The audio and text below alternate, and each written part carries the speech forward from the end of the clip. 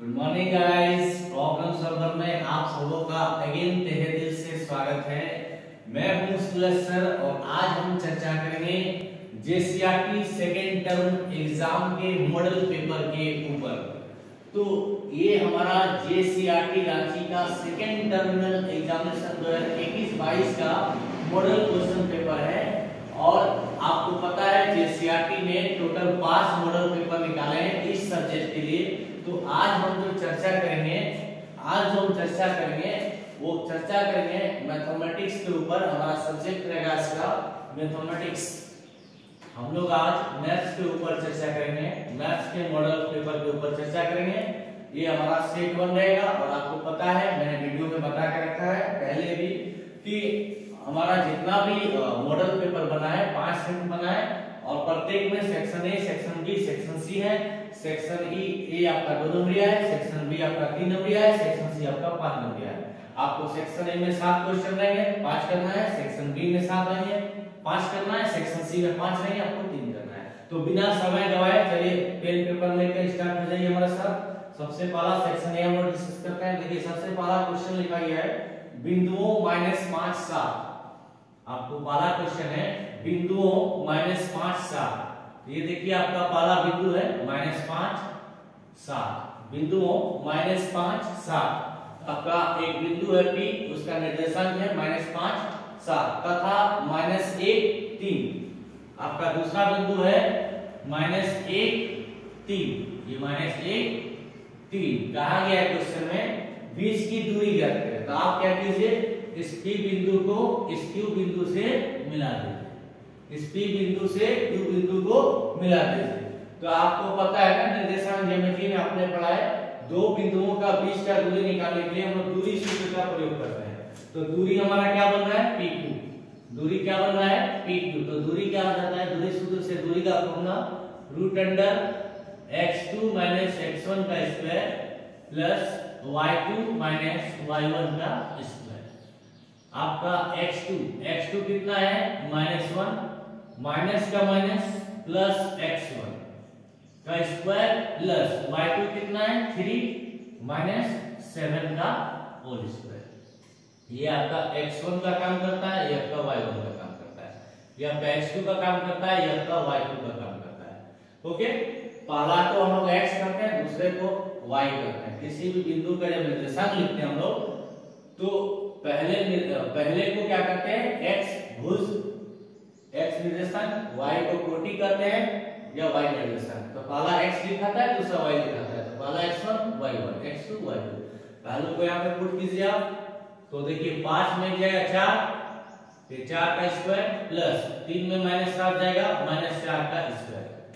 Okay, तो 4 का square 16 और -4 का होल स्क्वायर ये भी आएगा 16। तो 16 दूनी कितना आ गया आपका, 16 कितने बार आया 2 बार आया। तो 2 गुना 16 का निकल जाएगा 4, √2 आ जाएगा आंसर। तो पहला आपका आंसर हो गया 4√2 मात्रक, 4√2 मात्रक। ओके, इसका स्क्रीनशॉट ले लीजिए। क्वेश्चन नंबर 1 सॉल्व हो गया आपका पहला क्वेश्चन हो गया डन। चलिए सेकंड क्वेश्चन करते हैं शुरुआत। देखिए सेकंड क्वेश्चन कहता है sin a बराबर 3/4। क्वेश्चन कहता है sin a बराबर 3/4। तो आपको पता है ना sin क्या होता है p/h, perpendicular by hypotenuse. Okay, लंब बटा कर्ण। तो ये आपका हो गया p, ये हो गया आपका h। तो किसी भी समकोण त्रिभुज में ये 3 चीज होता है p h b। इधर कहते हैं h, इसी होता है का p, ये होता है का b, a b c इस तरह। तो आपके क्वेश्चन में sin a दिया हुआ है, क्वेश्चन में दिया हुआ है sin a जो है वो sin a बराबर कितना दिया हुआ है 3/4। तो आप इसको p मान सकते हैं, इसको 4 मान सकते हैं। तो आपको b मालूम करना है तो पहले b निकाल लीजिए। b बराबर क्या होता है √h² - t²। तो h कितना है आपके पास 4, तो 4 का स्क्वायर -3 का स्क्वायर। 4 का स्क्वायर हो गया 16, 3 का स्क्वायर हो गया 9, 16 - 9 √7। क्वेश्चन करता है cos a निकालिए। क्वेश्चन कहता है cos a निकालिए। cos a, तो cos a क्या होता है b/h। आपके पास b कितना है √7। और आपके पास h कितना है 4, तो पहला आंसर डन। नेक्स्ट सवाल इसमें जो पूछा गया है, इसी में पूछा गया है 10a निकालिए। तो 10a क्या आता है p/b।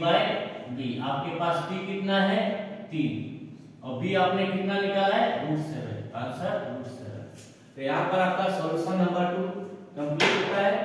ओके, आपके ये दो आंसर हो गए। स्क्रीनशॉट लीजिए, नेक्स्ट क्वेश्चन पे बढ़ते हैं। अब बात करते हैं हम लोग क्वेश्चन नंबर 3 की। क्वेश्चन नंबर 3 है इवैल्यूएट, मान ज्ञात करें। आपका क्वेश्चन नंबर 3 है मान ज्ञात करें। क्वेश्चन है 2 tan square 45 degree plus cos square 30 degree, okay, minus sin square 60 degree. तो इसको सॉल्व करना है। चलिए देखिए बोर्ड पर, 2 का 2 लिखिए, tan 45 कितना होता है 1, तो 2 × 1 स्क्वायर प्लस cos 30 का वैल्यू कितना होता है साथियों √3/2, तो cos स्क्वायर 30 है तो √3/2 दो बार लिख देना है, माइनस sin 60 कितना होता है, sin 60 cos 30 के बराबर होता है, तो cos 30 कितना आता है √3/2 का होल स्क्वायर। ओके, यहाँ पे नजर डालिए, √3/2 का होल स्क्वायर माइनस √3/2 का होल स्क्वायर। इसको आगे आपको कैलकुलेट करके टाइम बर्बाद नहीं करना है, इसको डायरेक्ट आप यहीं पे कर दीजिए, क्योंकि सेम चीज में सेम चीज घटता है उसमें, उसका रिजल्ट ही होता है। तो आपका बचा क्या, आपका बचा 2 × 1 स्क्वायर, 2 × 1 स्क्वायर, तो 1 स्क्वायर होता है 1, 2 × 1 2 आंसर। आपका क्वेश्चन नंबर 3 यहाँ पर फिनिश। ओके, चलिए क्वेश्चन नंबर 4 पे चलते हैं। क्वेश्चन नंबर 4, सवाल नंबर 4 कहता है क्वेश्चन सिद्ध करें, आपको सिद्ध करना है टू प्रूव, आपको सिद्ध क्या करना है, cos 38 degree cos 52 degree minus sin 38 degree और sin 52 डिग्री इक्वल टू आपको 0 लाना है। आपको प्रूव करना है cos 38 cos 52 minus sin 38 sin 52 equal to 0, ये आपको प्रूव करना है। तो प्रूफिंग में हम लोग LHS RHS लेके चलते हैं, बायां पक्ष दायां पक्ष।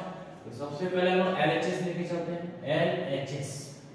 आपका LHS जो लिखा है लिख लीजिए, cos 38 degree cos 52 degree minus sin 38 degree और अगेन आपका sin 52 डिग्री। अब आप एक चीज यहाँ पे गौर कीजिएगा साथियों, मैं आपको एक ट्रिक समझिए, मैं आपको ट्रिक टाइप चीज बताता हूँ। आपको कभी क्वेश्चन में sin cos का पेयर दिखे और उसके बीच जो एंगल होता है उसको जोड़ने से अगर 90 हो जाए तो आप sin पे उसको इंटरचेंज कर लीजिए। देखिए यहाँ पे cos है sin है। यहाँ पे देखिए 38 है, यहाँ पे 52 है। 38 में 52 जोड़िए आपको मिलेगा 90, तो ये कॉम्प्लीमेंट्री पेयर बना रहा है। ये क्या बना रहा है, कॉम्प्लीमेंट्री पेयर। तो इसका मतलब ये हो गया कि यहाँ पे sin cos को चेंज करना पड़ेगा। तो या तो आप cos को बदल दीजिए या फिर आप sin को बदल दीजिए। तो देखिए आपने पढ़ा है ना cos थीटा बराबर क्या होता है sin 90 - थीटा, तो cos के जगह में sin लिख दीजिए, cos के जगह में sin लिख दीजिए और थीटा के जगह में 90 - थीटा, तो 38 के जगह में 90 - 38। सेम काम यहाँ पर कीजिए, आप cos के जगह पे sin लिख दीजिए और 52 के जगह में 90 - 52 लिख दीजिए। और जो आपका सेकंड पार्ट है उसको एडिटिंग उसी तरह छोड़ दीजिए आप, sin 38 और sin 52। ओके, ये आपका हो गया sin 90 में 38 जाएगा कितना होगा 52 डिग्री। ये हो गया आपका sin 38 degree minus sin 38 degree sin 52 degree. आप गौर से देखिए, sin 52 38 sin 38 sin 52 आपको दोनों जगह मिला हुआ है। जो चीज आगे लिखा हुआ है वही चीज पीछे लिखा हुआ है, तो दोनों पार्ट यहाँ सेम है, दोनों के बीच में माइनस साइन है, तो सेम चीज से सेम चीज घट रहा है, तो आंसर कितना आ जाएगा 0 आ जाएगा। और 0 ही आपको प्रूव करना था, यही आपका है। तो यहाँ पर हमारा सवाल नंबर 4 कंप्लीट होता है। नेक्स्ट सवाल की ओर बढ़ेंगे हम लोग। चलिए हम लोग नेक्स्ट सवाल 5 नंबर की ओर चलते हैं। सवाल नंबर 5 देखिए क्या है। सवाल नंबर 5 कहता है 7 सेंटीमीटर त्रिज्या का, तो आपका त्रिज्या हो गया 7 सेंटीमीटर, त्रिज्या हो गया 7 सेंटीमीटर। त्रिज्या को क्या मानते हैं हम लोग? आर, यह का रेडियस हो गया 7 सेंटीमीटर त्रिज्या तथा 5 सेंटीमीटर ऊंचाई वाले, तो आपका h बराबर हो गया ऊंचाई, ओके, और ये किसके बराबर हो जाएगा? 5 सेंटीमीटर। क्वेश्चन करता है लंब वृत्तीय बेलन का आयतन ज्ञात करें। मैंने आपको प्रूव करके बताया भी था, मैंने बेलन का क्लास भी लिया था, ठीक है। बेलन का आयतन क्या होता है और बेलन किस तरह बनता है देख लीजिए, एक बार याद आ जाएगा। बेलन इस तरह ड्राम काम टाइप की चीज को बेलन कहते हैं, ठीक ना। ये आपका ऊंचाई होता है। तो क्वेश्चन में क्या कहा है? क्वेश्चन में कहा है त्रिज्या है 7 सेंटीमीटर, तो ये आपका 7 सेंटीमीटर है।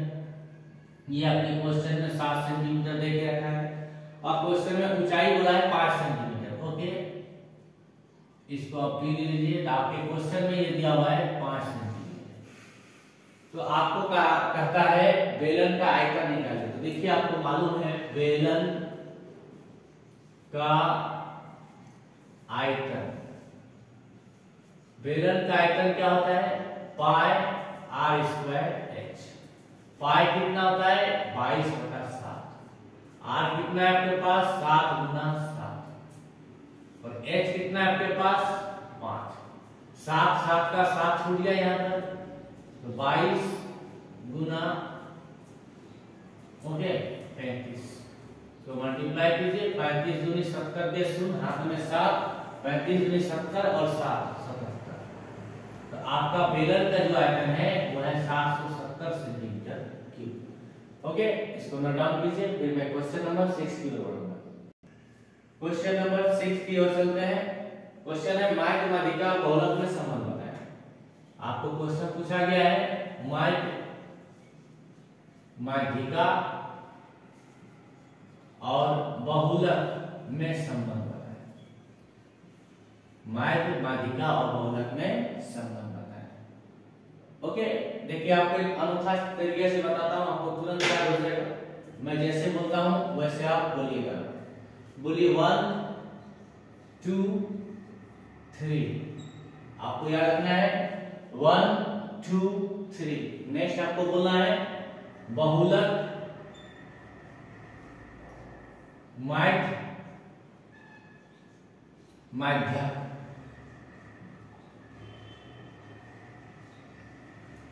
आपको मैंने कैसे बोला याद करने? पहले आप बोलिएगा 1 2 3 बहुलक माध्य माध्यक। अब सबको पता है ना, 1 में 2 जोड़ने से 3 आता है, तो बीच में आप प्लस कर दीजिए, यहाँ पे बराबर कर दीजिए, आपका रिजल्ट आएगा, ठीक है। ये ट्रिक आप याद रखिएगा, आपको याद हो जाएगा माध्य माध्यक और बहुलक में क्या रिलेशन होता है। तो बहुलक प्लस 2 माध्य बराबर 3 माध्यक। तो ये भी क्वेश्चन आपका कंप्लीट हो गया, ओके। चलिए क्वेश्चन नंबर 7 की ओर। क्वेश्चन नंबर 7 कहता है एक पासे को एक बार फेंका जाता है, ओके।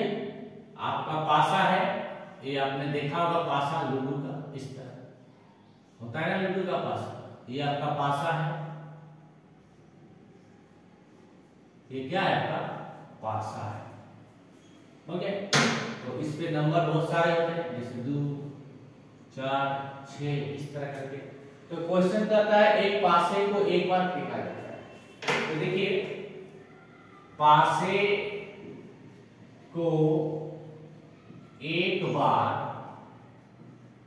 पासे को एक बार फेंकने पर, ओके, प्राप्त कुल संभाव्य परिणाम,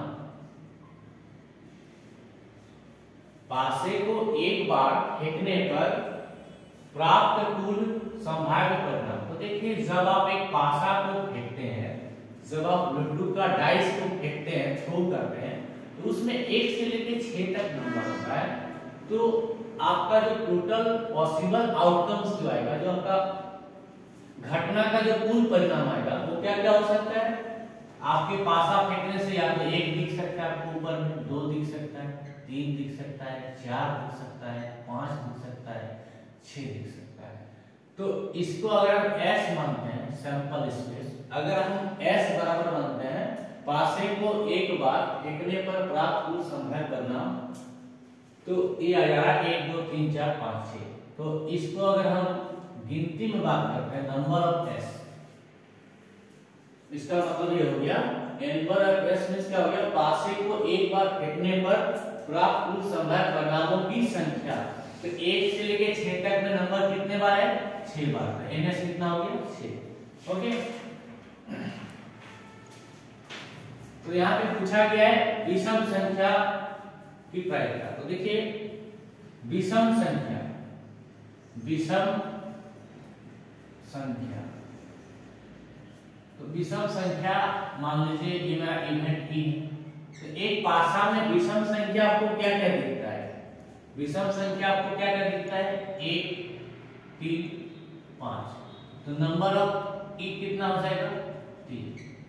ओके, तो विषम संख्या का प्रायिकता कितना हो जाएगा, PE क्या हो जाता है, NE/NS, NE/NS। तो आपका इवेंट है 3 बार, सिंपल स्पेस है 6 बार, आंसर कितना है, 1/3। यही आपके क्वेश्चन में पूछा गया था, विषम संख्या की प्रायिकता ज्ञात करें एक सम संख्या की। चलिए उसको भी देख ही लेते हैं, ये हमारा लास्ट रहेगा। इसी तरह हमारा सम संख्या, सम संख्या, सम संख्या क्या रहेगा, मान लीजिए इसका नाम दे दिया मैंने E डैश। ये क्या आ जाएगा, सम संख्या 2 4 6। तो नंबर ऑफ E डैश कितना हो गया, E डैश कितना है हमारे पास, 3 हुआ, 1 2 3, ये हो गया 3। तो इसी तरह सम संख्या की प्रायिकता PE डैश क्या हो जाएगा, N E dash by N dash, ये हो गया आपका 3/6। तो यहाँ भी आंसर कितना आ जाएगा, 1/2। तो यहाँ पर हमारा मैथ्स मॉडल पेपर सेट 1 का प्रॉब्लम सॉल्यूशन एंड होता है। मैंने यहाँ तक आज आपको 7 क्वेश्चन कराया जो आपका सेक्शन ए था। अगले वीडियो में हम चर्चा करेंगे सेक्शन बी के ऊपर। जुड़े रहने के लिए धन्यवाद। तो पुनः साथियों फिर से कहता हूँ एक बार, अगर हमारा वीडियो आपको अच्छा लगा तो हमारे YouTube चैनल प्रॉब्लम सॉल्वर को सब्सक्राइब कीजिए, शेयर कीजिए, लाइक कीजिए, कमेंट कीजिए। पढ़ते रहिए, पढ़ाते रहिए, मस्त रहिए। जाते जाते एक बार फिर से जय झारखंड, जोहार झारखंड।